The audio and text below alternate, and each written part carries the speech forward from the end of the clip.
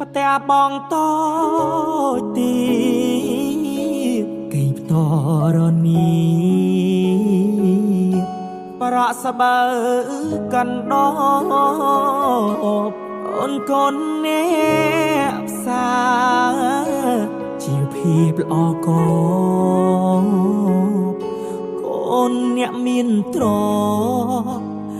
កូនអ្នកមានស័យអូនបានសន្យាចប់ការសិក្សារៀបការនឹងបងអូនចូលដ